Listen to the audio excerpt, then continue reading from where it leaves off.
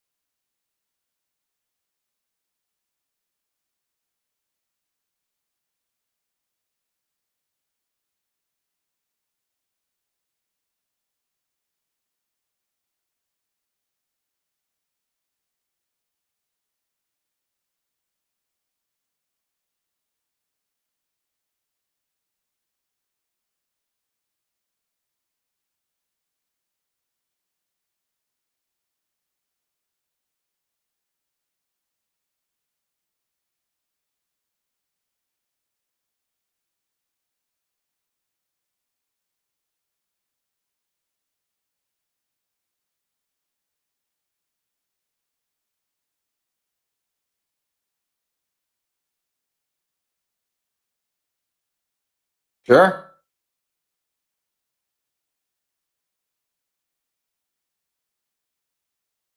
All right. Welcome, sir. How are you? Looks like we're still waiting for Brian to join us. He's going to get in here secondly, and I'm just going to do a little sharing to have some fun while we do this. So now I've got a jumping back over Thursday night. So you there, Brian? Okay. No, no Brian yet, huh?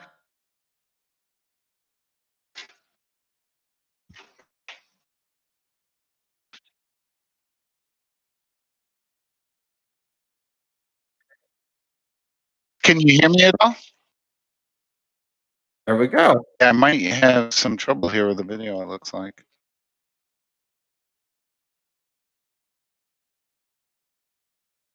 Hmm. Well, we've got your audio. That's important. Yeah, that works. And can you hear us too? Yeah, I can hear you clear. Actually, Oh, excellent. yeah, that one's upside down. So let me try this one here. Hmm. It's funny for all the technology in the world. It's like technology is getting more difficult these days. Yeah, well, that's the problem because they all want you to wear their entire sweatsuit, right? Like you have to wear their entire brand to make something work, and there's really no incentive for manufacturers and hardware providers to make these things kind of mesh together. And that you see that in the enterprise world quite a bit as far as um, the devices and hardware that they deploy. So yeah, I mean, they definitely don't have many incentives to make it all work great. Isn't that though just pretty much typical of the industry? I mean, when you look back over the years, right? It was like, okay, Apple and Microsoft, we don't want to play well together. We got Windows, we've got Mac, we've got our own operating systems. We can't. Okay. Let's go ahead and go cross-platform. It's like it's just it's a constant repeat of the same thing. And this time, though, it's pretty messy. Yeah, and I think we have an added problem with the logistics of the supply chain. I think that's been quite evident prior to my recent employment with the Bitcoin Association. I previously worked in the enterprise world in hardware sales and software sales and managed services. And, just to give you a quick glimpse of what that actually looks like, I would have, large high schools and education facilities order, thousands of Chromebooks, right? Just for this year, this past year, where they're actually trying to, integrate hybrid classrooms and remote classrooms and make sure every student has a device, because there's a lot of schools that didn't have one-to-one devices. So, when you looked at the supply chain, once COVID hit and they had to close down some of these manufacturing facilities in Asia, you had all of these, Chromebooks get scooped up by large distributors, and then they would turn around and basically, upcharge the price a little bit, because they knew that the supply chain wasn't going to be able to solve this problem anytime soon. And what happened is, I actually had clients that had put orders in April or May for, thousands of Chromebooks that they were expecting to get them maybe, typically it would take a month or 2 months, but they weren't even getting them this, that year. So, I mean, they probably just received them, just recently. And even the new orders that are, say, for next school year, if they don't put them in now, there's a strong possibility that they will never get them in time for the school year. And then when you think of the logistics of that, where, okay, you, in the off season, there's a lot of IT people and, that are working at the school to make sure, the facility infrastructure is up to snuff, and that they can actually process all these Chromebooks, because there's a lot that they have to do, from, filtering software, malware, putting on tags and asset tagging them and making sure everything is, compliant with whatever policies that they have at the school. That takes months to image and do all those devices. So, ultimately it could be, ultimately it led to where a lot of schools did not receive the devices, and yet, specifically in Maine and New Hampshire, and where they basically weren't able to participate in a hybrid or remote schooling, situation. And that doesn't even take in consideration the last mile problems that you have with connectivity. So. No, and you're hitting on it. And for so we'll just do a little bit of a backup for anybody who might be joining us. We'll introduce Jason here shortly, but you're really hitting on it on a level that people can actually practically see. I've got a good friend in Rochester, New York, who he oversees the technology for a school district, and you're absolutely right. It's really problematic, the disjointedness of technology right now, and it's not going to go away. And in fact, this is again, we've experienced this same thing before in the technology industry, and it does create revolutionary changes. But this time I think it's going to be a bigger tidal wave, I guess. But let me just kind of jump back for a second and kind of introduce you. So, Brian, you're here, and I'm going to have you do your own personal introduction in just a second. But before we do that, Tim's on here, and we met Tim last time, and there were some conversations. I believe that we're expecting one or two others still. I am watching online, so if you do, whether you're watching through Udicci.TV or if you're watching on House Frogmore, feel free just to kind of leave some comments. Let us know that you're out here. You can join us out on Discord, and you can watch us out on YouTube. We're getting this thing rolling again, and it's getting fun. But for tonight, let's just begin with Jason Hilton, like the pizza man. What's up with that, Jason? What's what?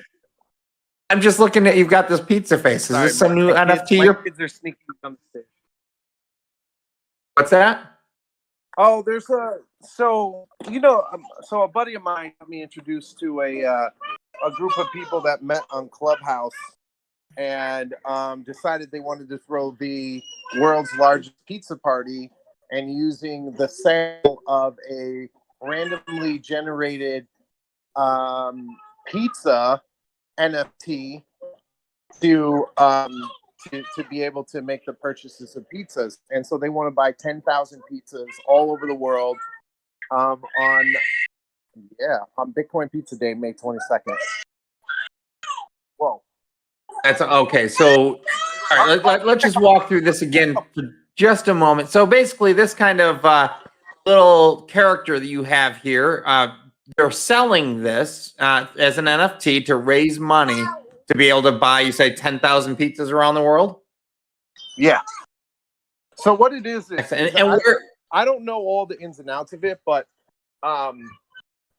my buddy invited me to the Discord, to the clubhouse, to like the rarepizzas.com, if you go to rarepizzas.com. And so I just jumped in on the sort of the group to kind of see how Discord tees, and they have a DAO, which is cool.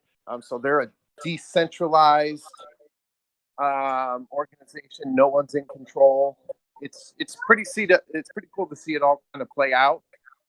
And yeah, so what happens when you get a bunch of money in after you have this grand idea, and then you actually get $250,000 in 10 minutes from selling a randomly generated pizza. It's really kind of funny that you bring that up. Maybe I'll hold it till later still, but as people are really still trying to wrap their head around this NFT thing and the blockchain thing, and there's so many pieces of it, and we'll probably do a little bit of a deep dive with Brian here shortly.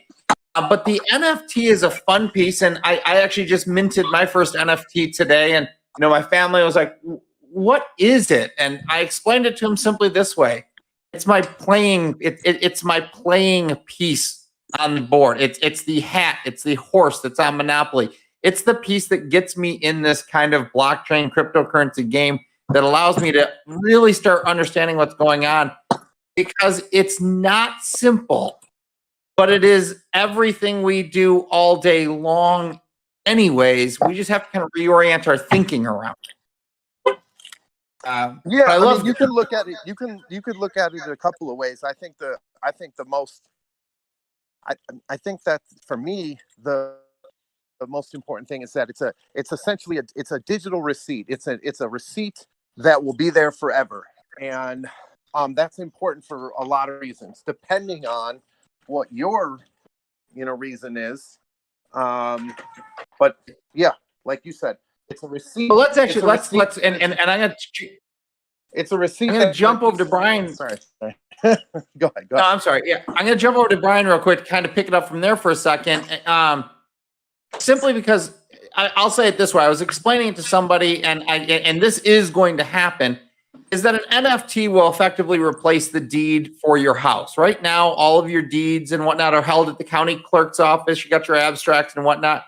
And we've got these old books. I mean, we're talking in some counties, we're talking pages from 100+ years ago that literally show who owns what, where was a boundary stone, this thing or that thing. And, it's going to change, but you can't simply put it into a database because it's too risky. So you sort of need something that takes this proof of ownership and more or less chisels it in digital stone. And that's sort of what I would say is kind of going on with these NFTs. As you say, it's like a receipt. It's proof of ownership. And people are going, well, why do I care if I own a picture that looks like a pizza? The answer is you may not. I mean, it could be a Picasso someday, but you may not. But it might be more about getting in the game to really begin what's going on. I'm going to jump over here to Brian in just a second and ask you to kind of just give a quick introduction before we go too far.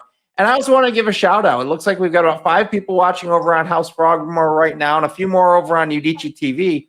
If you would, just kind of drop a comment in so I know who's watching and we can kind of keep you involved. Hey, Brian, can you just kind of introduce yourself? Tell us a little bit about your background and what you're doing these days. Yeah, absolutely. I appreciate that. So, yeah, my name is Brian Doherty. I actually currently work with the Bitcoin Association, which is a nonprofit based in Zug, Switzerland, that promotes the use of blockchain as a data management and monetization platform. Prior to my career here in hobby in Bitcoin, which has been about 4 or 5 years that I've been involved in the space, I've been in enterprise technology, hardware sales, and managed offerings and services for almost 17 years. And from one facet to another with technology, I've worked with many of the major corporations here in New England, based in Massachusetts, Maine, New Hampshire, Vermont. I've done everything from fiber connectivity to, like I said, devices and managed services. And, as a digital consultant, I've, really prided myself on, urging the best and latest and greatest technologies that are going to create efficiencies and really help these companies become disruptors. And that's kind of what led me into, my position here at the blockchain or Bitcoin Association was, as a, you know, lifetime nerd of technology and kind of coming across this in 2016, 2017, it really drew my interest, and as an enterprise solution, not just as, something to speculate on or a token to kind of That's hold, it. right? It was more of a utility for me, that this could be used as a way to not only manage data, but monetize it, because that's one of the core missing pieces of what we have in today's internet. And as I Brian, I want to kind of stop you right there for a minute, sure, because I think that's super important what you just said. It's a utility token, and I'm doing this because we have somebody tuning in, Sierra Live Chi. I think it's my daughter. Okay, so she's tuning in and she's trying to understand. She's like, I'm here to learn about NFTs. And I think that this is a perfect time to take a little bit of a step back about what you just said. And I want to include your kind of background and then kind of bring this forward for a second. But before we do that, let me just have Tim chime in and say hello. And then I want to kind of pick up that utility aspect of the token. absolutely. All right, you kind of put me on the spot. I wasn't ready for that one. So, hello. So I know Brian from school. We went to school, and it just so happened that I was watching and following a lot of the stuff that he's been doing lately, and so I've been working with Brian over the past couple weeks now, and I'm going through the Bitcoin SV Academy right now, which is basically teaching me the development of everything. And quite honestly, this I'm really excited about what I'm learning so far. But getting into these tokens, I'm really understanding. I think Chuck and I have always understood the value where these tokens lie, but or the blockchain, the value of the blockchain. But I think in the time, it's not been good enough yet. It's still been coming along, but as we're continuing to see it grow, and as there's more adoption, the technology is getting better and stronger. And like Bitcoin SV is obviously the Genesis release is fantastic. So excited to be working with it. So Yeah, let's kind of go ahead. I was just gonna say, yeah, Tim, I've appreciated working with you here over the last week, and you've taken it up fairly quickly and understood the value of the difference between what a digital reserve asset is versus a utility token, and that kind of goes to your question there, Nicholas. Yeah, Or yeah. So let me just, and I'm going to do this. I'm going to take a little bit of a step back to have some fun with this, because I think it's important to kind of quickly, high level, explain the importance of having worked in the different industries throughout the industry as you did, Brian, and as Tim did, and as myself. So like Tim and I met in the Air Force as computer programmers, and back then we were still programming on mainframes. Right? We literally were like, okay, here's the big, huge room that stores all of the information, and we better surround that thing with 3-foot concrete walls to make it, able to withstand a nuclear bomb. Ha ha ha ha. Right? I mean, but that was the argument, is why this thing literally had 3-foot walls, because we had all of our data in the block house. Okay, so let's go. That was what it was called, the block house. We had all of our computers in the Air Force, not all of them, but a big chunk of them, the important ones, were right there in a specific city. And, you had to obviously have a lot of, security, all that stuff to get in it. So, okay, that's where we were back then, where you were able to store, probably back in that day, I'd say that maybe we were pushing, hundreds of gigs. I don't think we got anywhere near terabytes back then, but whatever, right? Then you go through and you start watching the change of the internet. I mean, Tim and I were there before there was a Google and a Yahoo. Literally, the Ask Jeeves of the world. We're writing the IP sniffers. And what's the IP sniffer? You're basically just going out, looking on a network to try to find what exists. And you're like, hey, I'm going to go out. I'm going to send this information out to the world. I'm going to ping it. It's like a little sonar thing. I'm going to send it out. And if something responds, I know I can connect to it. You continue forward and you get into like the telecom world. And this gets really important because programming was really important early on. And then it all became about networking. How much can you traffic over the network so that you didn't have to have a single big blockhouse and that the information was most readily available to you? So that effectively you're trying to say, okay, I need a whole bunch of small little blocks, if you will. But really what those were in many instances when we secured them, those were tokens. Your actual browser created a handshake with a server, and it created literally a token. That's what it was called. That allowed it to pass information back and forth. Now, it was between my browser and wherever the endpoint was, and it trafficked over different networks. Then comes jumping forward into the cloud. And the cloud is, we don't need a specific server. We can just duplicate and replicate and have virtual servers. And really what we're doing at that point is we're running what the rest of the world thinks of like hardware, where we're sitting with a computer and you could literally spring up virtual environments, which was like you're running a computer in the cloud. It didn't exist except as software. I mean, people think in terms of blockchain and whatnot, and they call it like vaporware. Like, no, there's been computers we've been running for ages that you could say are equal to this kind of vaporware. But the real issues began when we started concentrating data and when you could have a hacker break into your blockhouse and take 400 million records. You could break into the next place and they're stealing 800 million records. And then we're just having these massive issues because all of the data is insecure with just simple breaks. So we needed to find a way of saying, okay, we can no longer have a central blockhouse. We need to have blocks all over everywhere so that we could just quickly go out and kind of ping those blocks and each other would sort of know that the other exists. And it would be handled over the secure network by, in the same way the browser created this token to talk to the other pieces, they create a token to move data between the two. And hey, we don't need to worry anymore about 800 million records being stolen, because the only thing that you could really find on the blockchain at this point is a record of 800 million transactions that are completely encrypted, and you would have no way of actually knowing what's in that data. So even if you could look at the data, this ledger that you're looking at, it's just a bunch of mumbo jumbo that nobody can understand. Now, I just took a big walk from like 1990 to 2020. In that time, Brian, you've been on the hardware side and the software side. Tell us what you see. Like, give us a 1 minute looking back, 1 minute on where we are, and a minute or two on, wow, what's in front of us?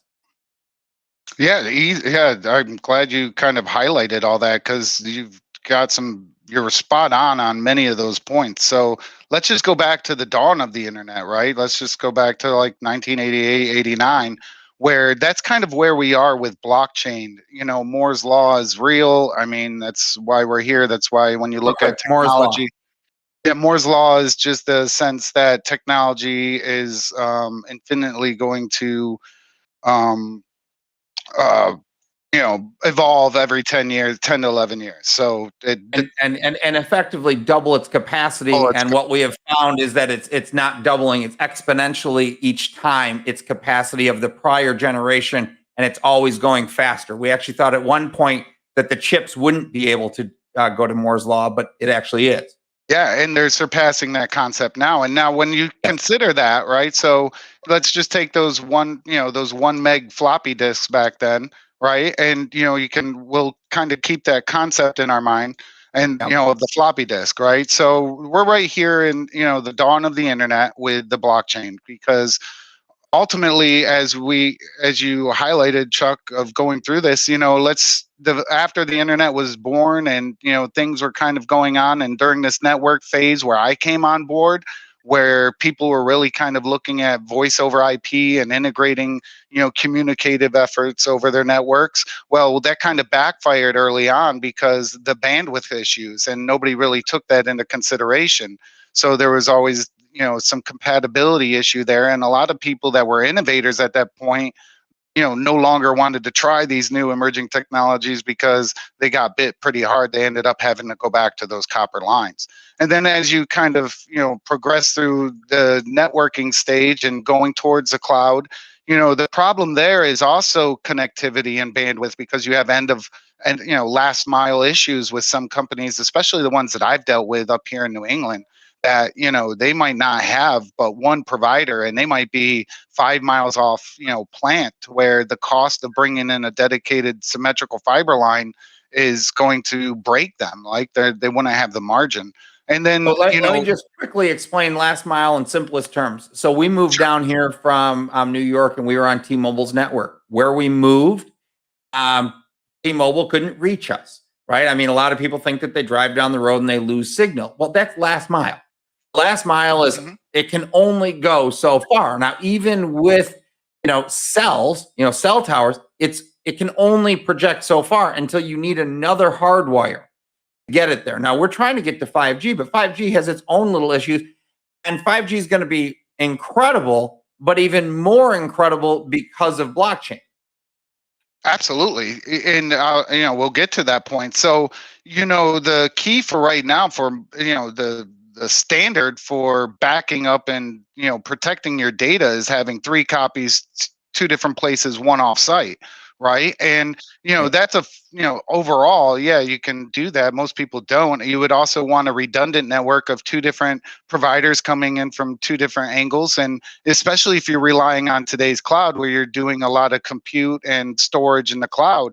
And, the cloud is just somebody else's computer. It's just in a protected data center, like the blocks that that you highlighted before.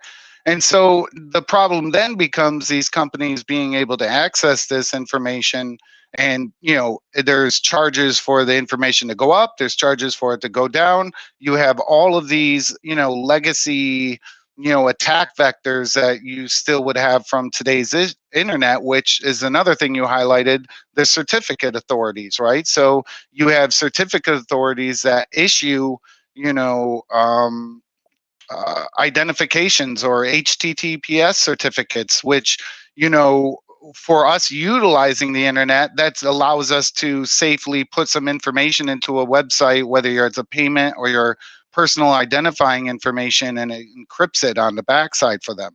Well, unfortunately, that's a third-party service. So those certificate authorities have become like honeypots for every type of hack and social engineering attempt in the world, and they've been very successful at it. Whether it was DigiNotar or the big credit one that was just a couple of years ago, where people's real information is being stolen and put out there. And companies don't also want to kind of highlight that information, that that this information is susceptible to attack, because if they are even breached, then the fines that they encounter are even greater from the government than there are from the actual ransomware that they have. And one thing that I have been working on over the last year is I'm a certified cryptocurrency investigator. So I've been helping, a lot of organizations not only trace and track all those funds that they've had to send for ransomware, but also individuals kind of recoup any of their Bitcoin that they have lost and or have been scammed out of. But And this go on. This is an important thing too, is that we need people to hear Bitcoin is not the end all to end all, and we're not even talking Bitcoin, it's blockchain.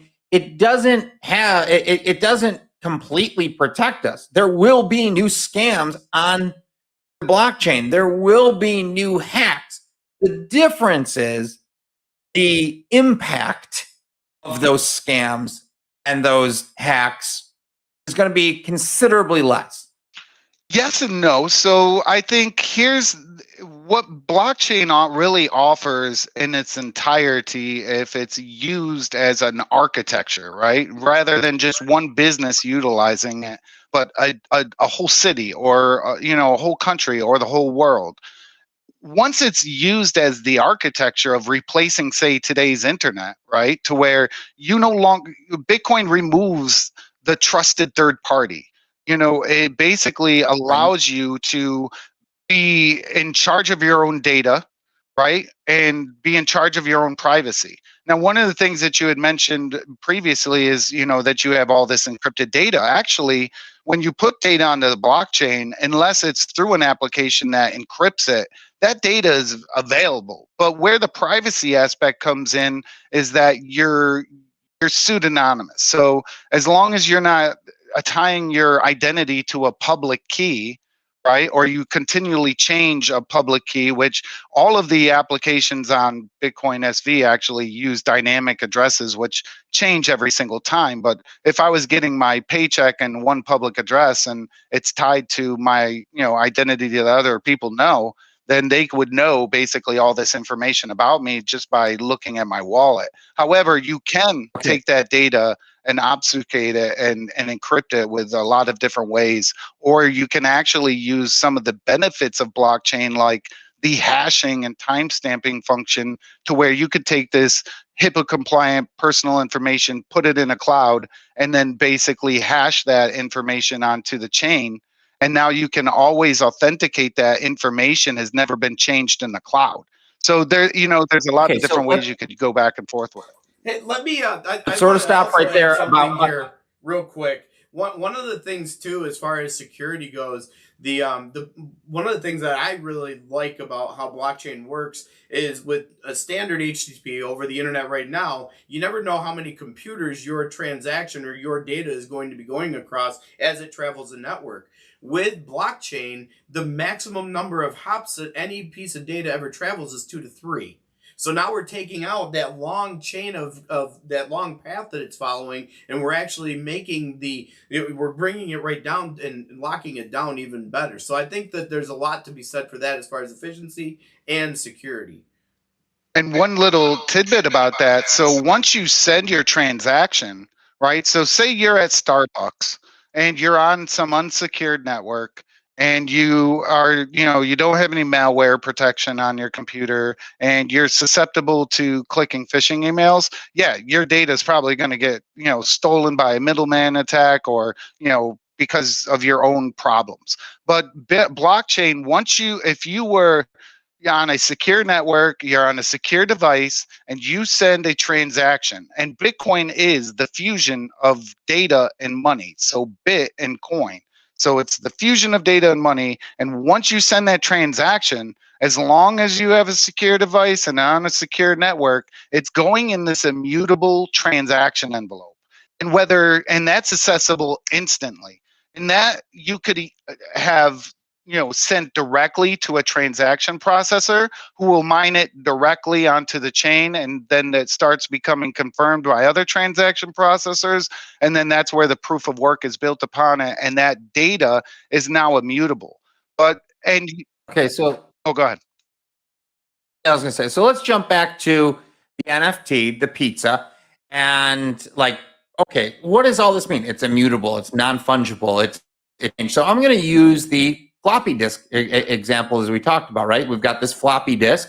We'll go 5 1/4 just so we can kind of remember. I mean, my daughter probably doesn't even remember 3 1/2, but and nonetheless, we'll go with 5 1/4.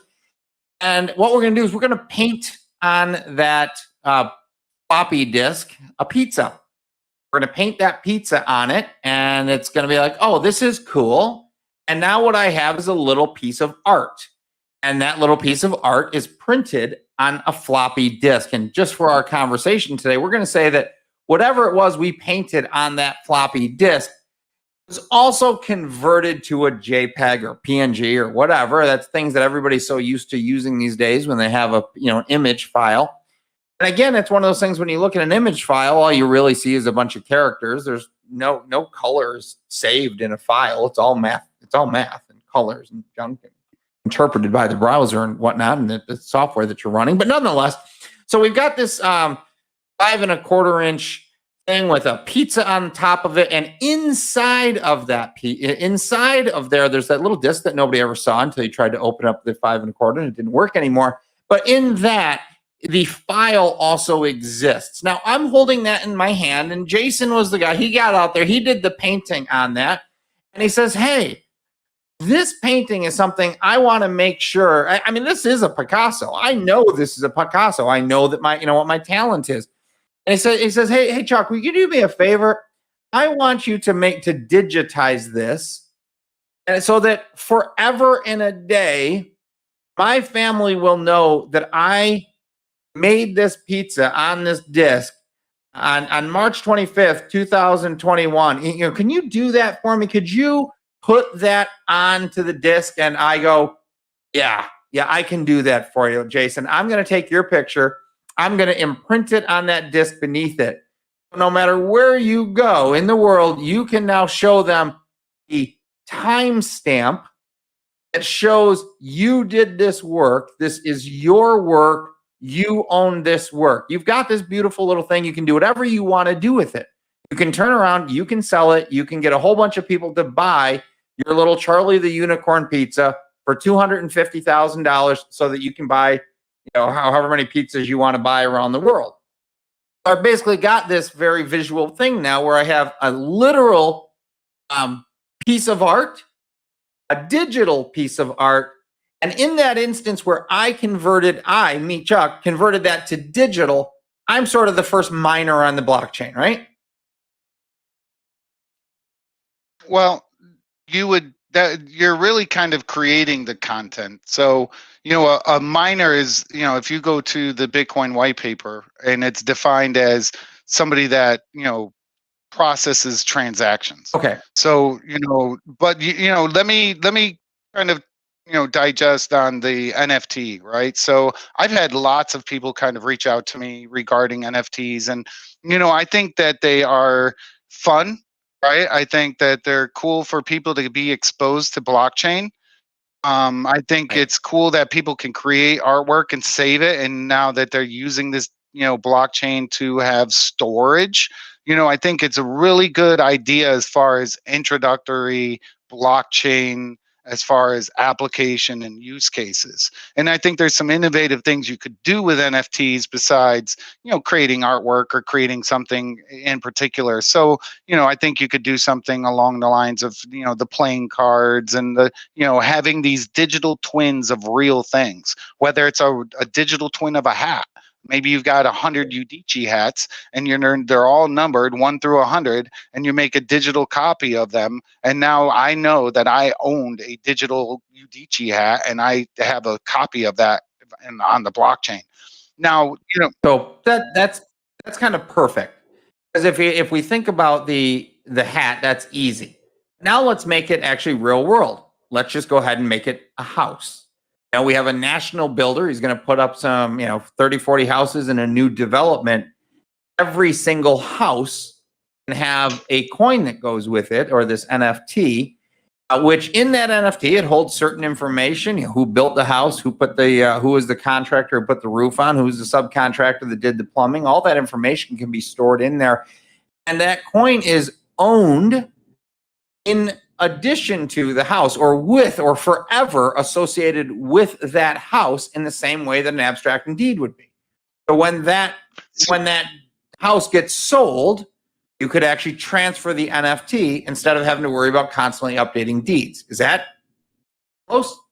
So in theory, yeah. And, this has been the problem with blockchain from my perspective, is that it's always been kind of rainbows and unicorns, right? So, oh, wow, you could, create this digital token that represents the title of the house. And title fraud is a huge problem, right? But now when you really think about that, when you think about the logistics of that, it requires a few things, right? It requires interoperability, right? So, I mean, everybody either has to use one company that does, one NFT for houses that allow everybody to kind of access this information in a wallet that they own, that they understand how to manage the private keys and how to access this information and how to even send the information. And I would argue that the majority of people not only don't want to manage their own privacy,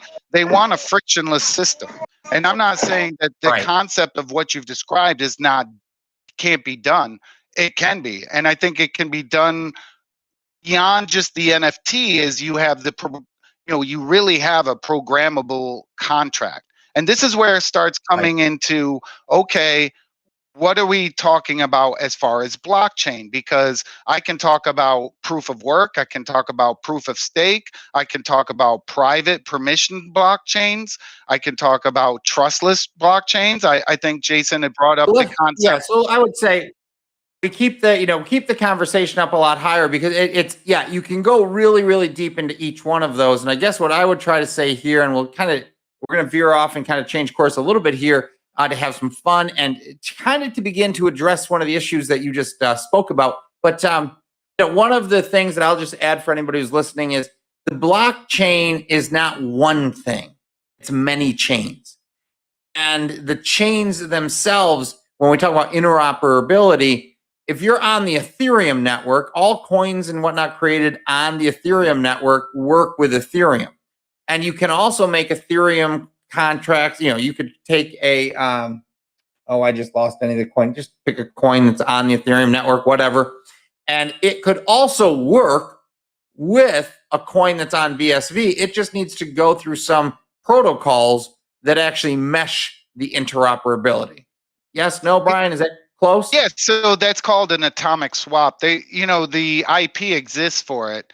Ultimately, with the different blockchains, there are different rule sets. So one of the things that people have done in the past, and this exists now on BSV, is you can wrap another coin in BSV. And the reason why you would do that per se, and this goes back to the blockchains, the different types of blockchains and the different blockchains that are currently available, is because each one of them is at some different point in their existence, and the key to that is scaling. And ultimately, whichever blockchain scales will become that public ledger that people will actually use data and put data on. And now that gets you to the interoperability aspect of it, because a blockchain like Ethereum, which is a proof of stake, which means anybody who owns a token can kind of vote on the consensus rules, versus something that's proof of work like Bitcoin and the different Bitcoin protocols. They require proof of work, which is one CPU, one vote. So, when you look at something like Ethereum, you do have the potential for Sybil attacks and stuff like that, because it's just how many ever tokens that you have. The other part about it as well is, once you start looking at the cost of transactions, right? Because that's what really makes something, whether it's an innovative technology or not. And, I always like to say, we can all, on almost any blockchain right now, on any blockchain, using PayPal, using legacy services, using your bank, you can send $1 million anywhere around the world for in a specific amount of time, or for a specific fee, and that varies, right? You can do the math yourself, and if you had $1 million, test it out. Where I think blockchain really becomes innovative and used and actually a utility is where, when it scales and you have the ability to use the blockchain with micropayments or nano payments, where you're paying a fraction of a cent to send a transaction. And that's where we are today, kind of with the blockchains, because we have the majority of them, are very high fee. Like, I sent Ethereum transaction the other day. It was worth $65, but it cost me $70 in Ethereum gas fees. So, I mean, it actually cost me more than what I was sending. I didn't send it, obviously, but I mean, that becomes a problem, and network congestion becomes a problem, because if, say, you had everybody and their brother utilizing the blockchain, for your example of trading their titles of their houses.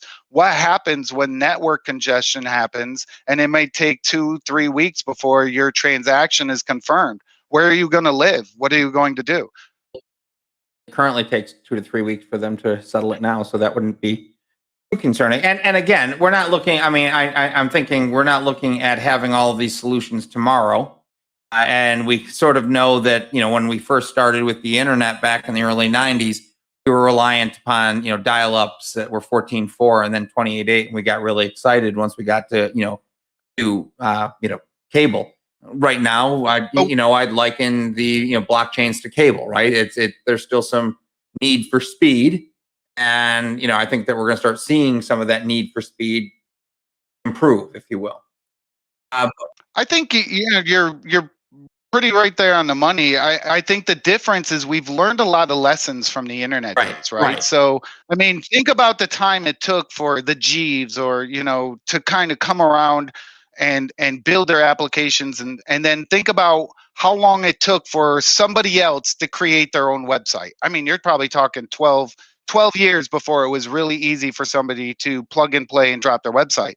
What I'm saying now is that, I think the scaling has that race has taken off pretty good here this last year, where they've just mined some record-breaking blocks of 638 megabyte, right? And to kind of put that in perspective of that 5.4 meg floppy disk, when you're looking at the size of the blocks that are being able to be mined. So in an instance, Bitcoin BTC, which is I think like $52,000 or whatever it is at today, that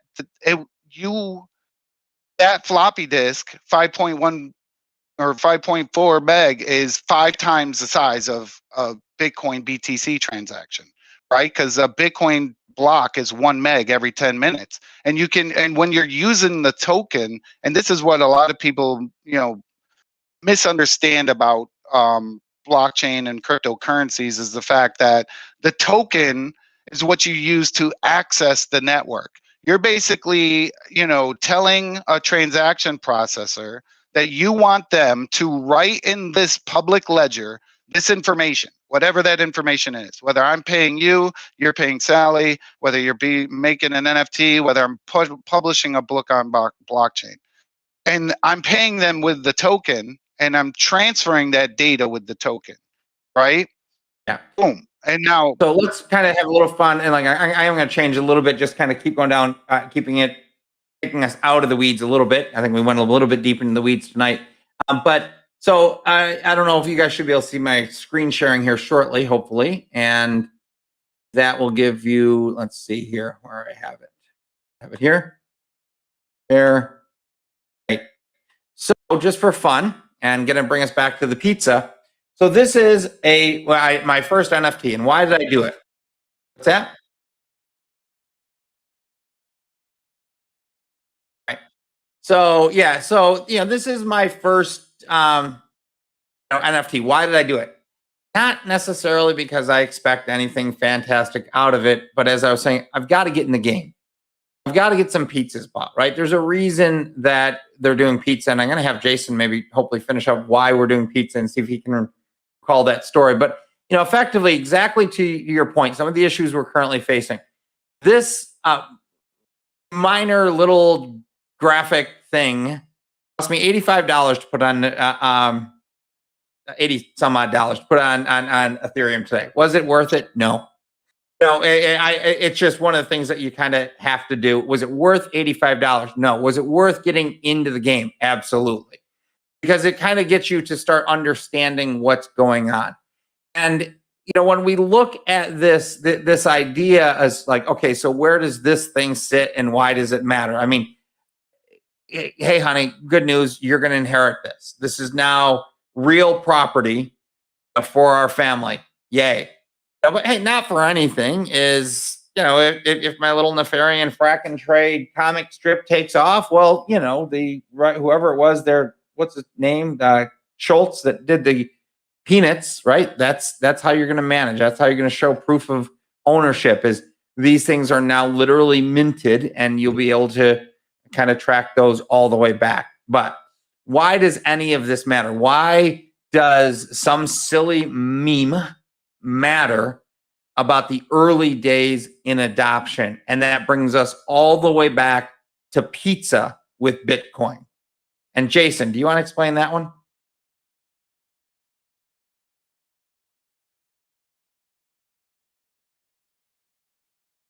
I don't necessarily understand the question, but I can tell you what the lore is. What happened on May 22nd, which is forever known as Bitcoin Pizza Day, and I think it was May 22nd, 2010. I'm trying to get the number. He, a guy named Laszlo. I'm not going to do his last name. Let's call him Laszlo.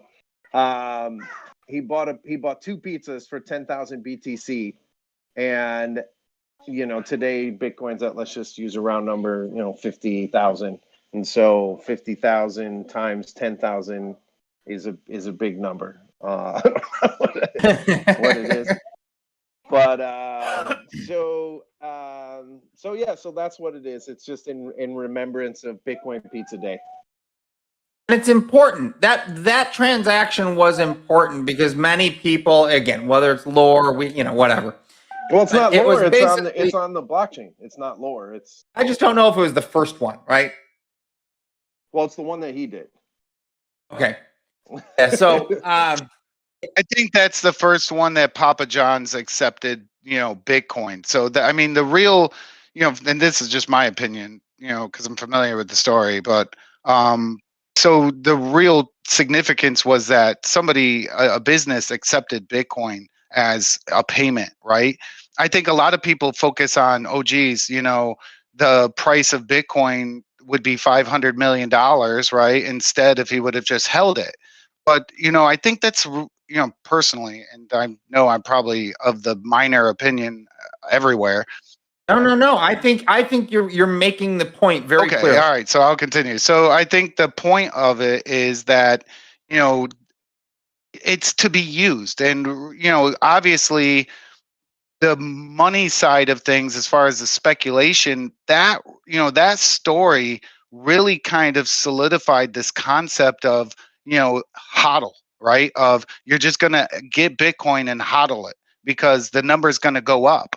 And ultimately, the number only goes up because blockchain has utility. And as I just mentioned, the token is the only thing that you use to access the actual technology, which is the blockchain.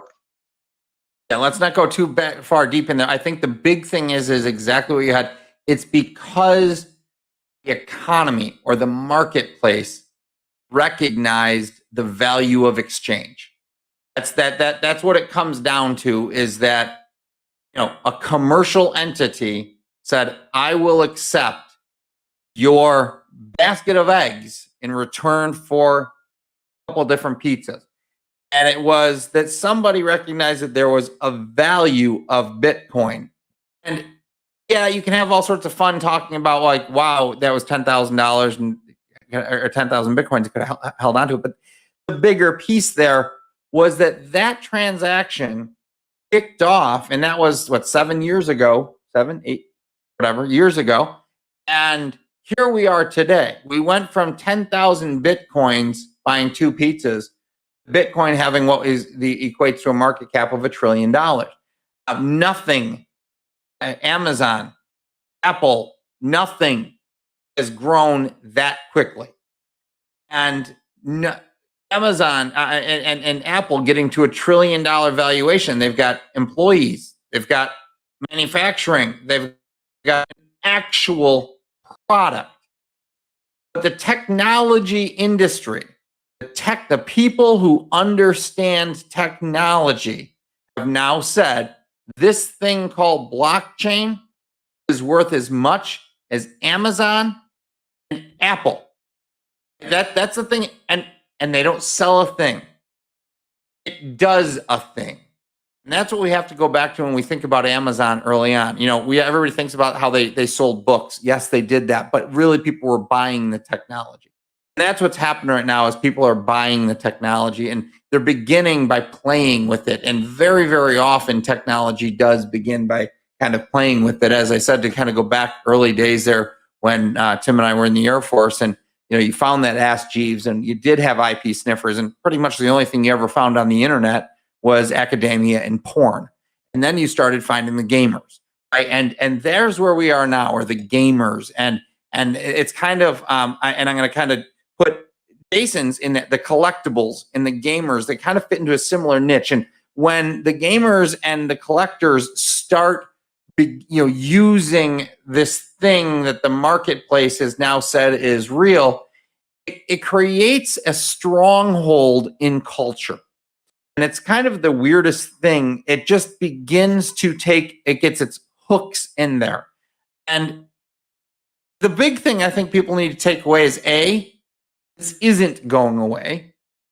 B, it's way too complicated for the average Joe to understand. But you didn't have to understand how cloud technologies worked before you got on Facebook. You didn't have to understand how it all worked. You just went with it. And you had to find some people that you trust. And that's what these are. Interestingly, we'll use a term that maybe not be absolutely accurate for the blockchain, but these are trusted networks, where you're starting to find networks of people that you trust, and you say, hey, I've got 10,000 Bitcoin. Can I have a couple pizzas? And they say, yeah, I trust that you're telling me that that's what it's worth. I'll do that. I would tell people, is like, yeah, it is time to hop in. And I hate calling it a game, but I think it's almost the best way to look at what's going on right now with these NFTs and everything else, is that it is a game. And you've got to start figuring out, though, that it's more than a game, that it is technology.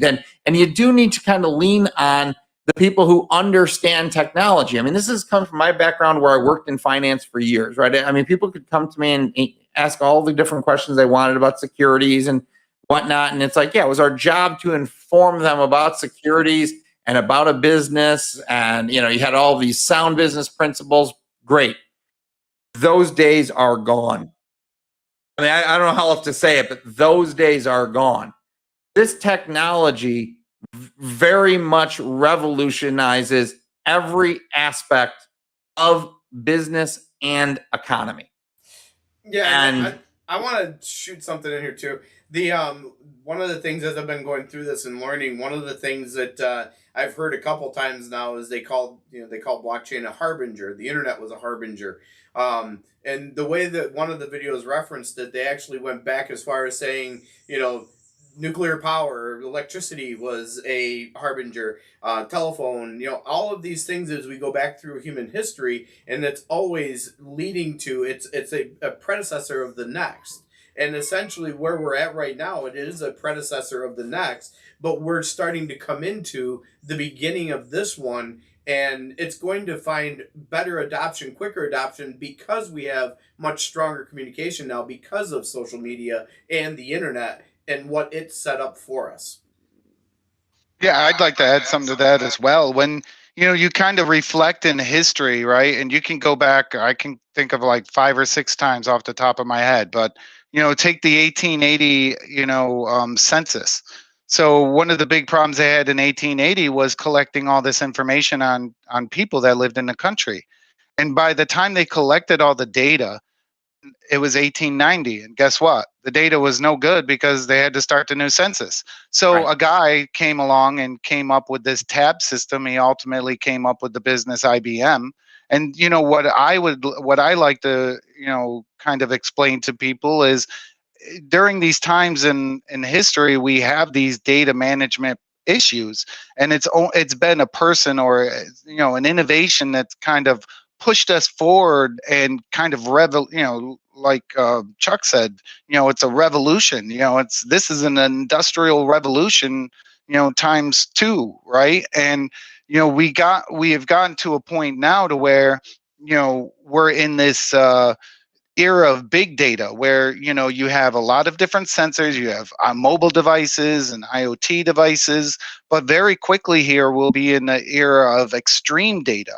And once we're there, the infrastructure that we actually have in place now with today's internet and TCP protocol and cybersecurity and just the way that networks are built and delivered, we're going to run into some issues, and it could really cause, that's going to be one of these historic data problems. And I would venture to argue that blockchain, a scalable blockchain that offers, small micro fees, is what ultimately kind of solves this data problem for us, and even the security problem, and then allows people to monetize their data and take ownership of that and become their own, if they choose to become their own, bank per se.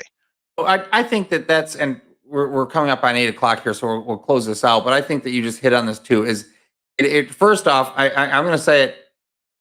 I've often said that the printing press was probably the single invention that you can point to that radically changed humanity.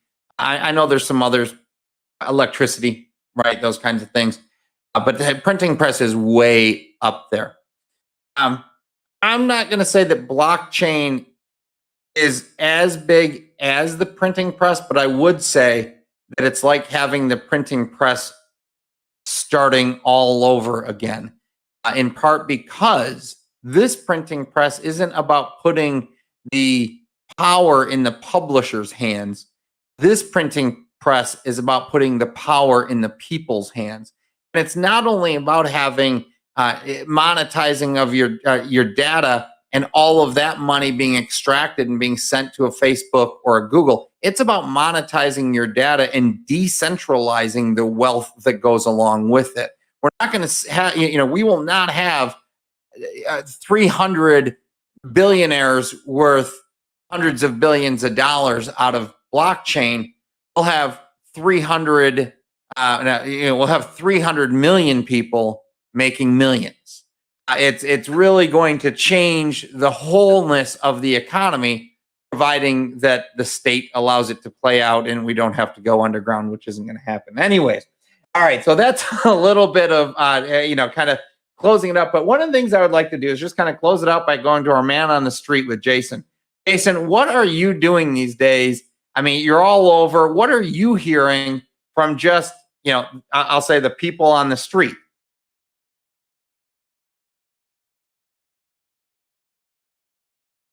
Sorry. Well, what I'm working on right now, I mean, clearly there is. Oh, she's so excited that I have friends. Those are my friends. Say hi, friends. Okay, stop it. We're trying to be serious, Ezra Grace. Yeah, I mean, there's a lot of excitement around NFTs. I think that's in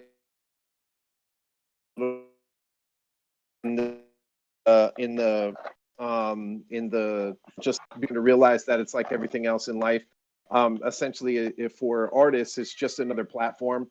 There's, if you know about NFTs, there's nothing in the NFT except for a pointer. It just says that it's more about the receipt again. And so anyways, long story short, I think that's coming down a lot in the art world. They're starting to realize that it's a lot of work. It's still a lot of investment on the front end, and you still have to find people who want to buy your stuff. And I dealt with this a lot in when the Jobs Act passed and reggae, crowdfunding. That was a big deal. They were like, "Oh, I'm going to list on crowdfunder," and they just raised $100 million for this guy. Yeah, but that guy, had a marketing strategy and still had to spend money on marketing and advertising, and there's costs associated with that. And I think people thought, if I list my thing here on crowdfunder, I'm gonna raise my money, where that isn't true. And that's the same to be said about what I think NFTs, what's happening with NFTs. And in many ways, you're boxing people out, because really, I think less than, no, not really, less than 1% of the people on the planet Earth even still know what cryptocurrency is, or how to get to it, or purchase it, maybe buying Bitcoin's a little different, but definitely participating in a NFT marketplace and getting Ethereum, putting it in a wallet, what a wallet is, what encrypted, all that stuff. I still think is an uphill battle. And if I was an artist, I probably wouldn't be messing around with it too hard myself. And I think people understand that. So anyways, that's what I'm hearing about the NFT world from the artist standpoint. I think that's going to, that will change obviously over time, the more people who use them. But from my standpoint, being an advocate of all this stuff, I think it's great because it's just one more community that has dove in and starting to participate in the ecosystem. And I think that's cool. And yeah, and so what I'm working on right now is I'm working on trying to create basically a I'm calling it Smart House. Oh, by the way, I don't know if you guys saw, so like 3 years told, or FUNKO, which is a collectibles company, and they have like all the licensing for major everything that comes out. They do a Funko for. They're huge. They did $1 billion in revenue, no acquisitions, just this licensing deal is pretty dope. And anyway, so I went to them about 3 years ago and told them that they should attach a coin and do these NFTs and blah blah blah. And so they didn't understand it at that time. They had no idea. They were in their lane. They were doing their thing, and they had just announced, I think it was either yesterday or today, that they're getting in the NFT game. So so things are happening in the collectibles world. That's an area where I have a lot of not only experience but passion for. So I'm seeing that there's good transition. It's happening. Mark Cuban just announced his platform. Yep. So it's coming along, which is good. Again, because now people are using the system. I think that we can all agree the major issue is getting adaptation, getting people to understand how to do this, understand why, and that's an uphill battle, I think, and it will be for a little while. But overall, I think once again, I think that what's happening, that what we're seeing, what I'm hearing most is that people are being inventive, they're getting inspired, and they're finding fun ways to use the blockchain, to use NFTs, to use cryptocurrency, and I think that that's awesome, and I think that trend is going to keep up.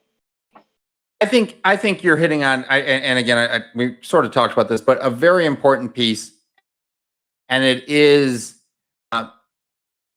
the art world, the music world. They are very often the early adopters of new technologies in ways that we don't think about often. But really what they do is they sort of set the stage for what's next. I mean, art really does set the stage for future culture. And no doubt in the same way, and I've said this before, in the same way that Napster really sort of destroyed the music industry because they made all the music free for everybody. And it's like, what's going on with this? Blockchain begins to restore that because you will be able to pay, as you heard Brian talk about, like fractions of a penny every time you watch something. So, if you just think about like the Charlie the Unicorn videos from back in the day, if that was put on a blockchain, it could actually just manage the scenario that you put your thing on the blockchain, and every time somebody watched that, you got a 10th of a penny, you got a 20th of a penny, right? It's that whole idea that you get paid, which is the same way that artists get paid when a song plays, right? If a radio station played a song, they used to actually send a penny or whatever it was every time that they played a song to the artist, and that's what ASCAP and these other industry service providers did, is they sort of tried to track what was being played, and they didn't really even know how to track that back then. And the Nielsen ratings, they started getting a little bit closer when you were on cable because the information was there, and then it's not as easy when you're on the cloud and somebody can just sort of right click and take down your image or download your song and just sit here and play it, and you're not going to get paid for it. And and blockchain begins to solve that, and blockchain begins to serve that. So here it is, these artists, and 100%, it is a whole new medium. It is a whole new way of expressing your art. It's new. It's like we're going to see new types of stories being written on there, new types of comic strips being put out there. And in the same way that we think, when we think in terms of these collectibles and these comics, I mean, yesterday was our granddaughter's birthday and she got all excited about the LOL dolls. Well, that collectible industry speaks to the younger generation. These, the NFT side of it and is really going to introduce blockchain to the next generation. I really don't see that there's a way that the economy as we know it remains for anything more than the next 10 to 15 years, because the younger generation's already being prepared to live according to sort of, I'll say, the ways of the blockchain. Anyway, so we went a little bit over tonight, and I know one or two of the people didn't join us that I thought were coming in. I did want to kind of give an update about the conversation that we had with Mark and some of the planning that we did there, but we'll hold that for another time. Just kind of wanted to go around the room, though. Any closing, quick, 15, 30-second closing thoughts? I'll start with you, Tim. Yeah, hold on. I got to get everything unmuted, Got to do the double thing. So, one of the things that I am excited about is, part of it is going to be the education piece, is getting it at a little bit higher level, making sure that we kind of try to simplify it and make it really easy. And I think by building a couple of really quick social solutions inside of the Udicci platform and learning how to do that, and then actually building them, I think is going to be a pretty good way for us to kind of bring it to the marketplace on a stepping stone, simple small steps, just to kind of get everybody used to it. And the hope is that everything becomes transparent, and it just becomes kind of a seamless thing to the end user. But understanding what is happening behind the scenes is very, very important and very critical. So, the continued education, I'm happy we're doing Thursday Night Social again. It's been a few years since we've done it, so I'm trying to get back into the swing of things, and that's been fun. And working with Chuck and Brian especially, and Jason, it's been, I think moving forward, this in my mind is what we've been working for 10 years for. So I'll just kind of end with that piece. Yeah, and I'll just do a quick plug. The first solution we're going to put out there is called Generation Keeper, and it will be a very simple way of helping people get introduced to the blockchain. And if you will, just like that little NFT I did today is kind of forever stored for our family to recover. So we're kind of going to create that little solution, and we'll get into that a little bit more. I'm going to kind of hold this out. I'll let Jason finish us out. So, hey, Brian, do you have any closing thoughts? Yeah, I appreciate it. So the blockchain ultimately is a universal source of truth, and it really does provide, this ability to manage and monetize data. I think there's a great opportunity even right now to earn Bitcoin rather than to buy it. If you wanted to learn, just a few ways to earn Bitcoin, through social media, different applications where you're no longer the product, but the actual person in charge of your data. You could go to briandoherty.net, and I have a few applications and walkthroughs of getting you into your first wallet, and a bunch of different applications that are already available that are out there to be used today.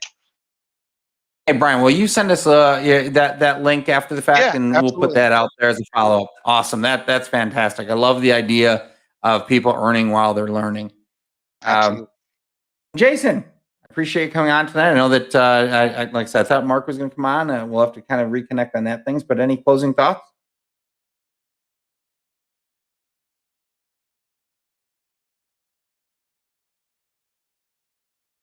All right. No, Jason. Maybe we lost Jason. All right. Hear noise. Somebody muted me. There you go. Can you hear me? I might. You're there. Just kidding. Yeah, we can hear you. Right?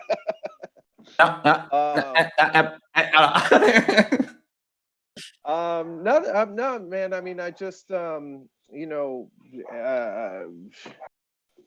I think there's just so much here. I think we're still only scratching the surface. I think that I'm super excited about what the future holds, and I don't know that it's all blockchain related, but there's a lot of really cool, fun things happening in the world right now, and it's a real great time to be alive. Innovation and artistic development combined with opportunities for wealth across the board. And yeah, I'm excited about AR, VR, AI, blockchain, the whole gambit of stuff. I think there's just I think this is just scratching the surface. There's really an entire world of things happening and moving around us that are going to forever shape the way that we do every aspect of everything we do in our life, from the way we live, breathe, eat, everything. It's all going to change. I mean, maybe not breathing, but you know what I'm saying. Yeah, no, I gonna think you're change. I think you're exactly right. It is fun, and I agree. It's not all blockchain. In fact, that was meant to be a part of the conversation tonight, but one of the gentlemen couldn't join us at the last minute. But I'm going to go ahead and do it. Is that, it looks like we're going to be introducing a new segment on Thursday Night Socials, kind of align with what we were used to do over at the Hungerford building, and that section we're going to call that segment we're going to call "Be Well." And what it really looks at is the the economy, and then as well as like the well-being of society. Because if these major changes are happening, and we can be grateful that they are happening, but there is likelihood that there could be some very challenging economic times ahead as the world tries to reconcile two very different economic philosophies. We're built on a debt-based system, and the currencies around that are tied into blockchain are built around assets. And we're rebuilding our economies on assets versus debt. And there's a big debt bubble that needs to be dealt with. And there could be just a huge jubilee. Maybe that would be great. But yeah, there's a big change coming there, and I think it's important that we move. We don't exclude technology by any stretch of the imagination, because that's an important piece of what's ahead.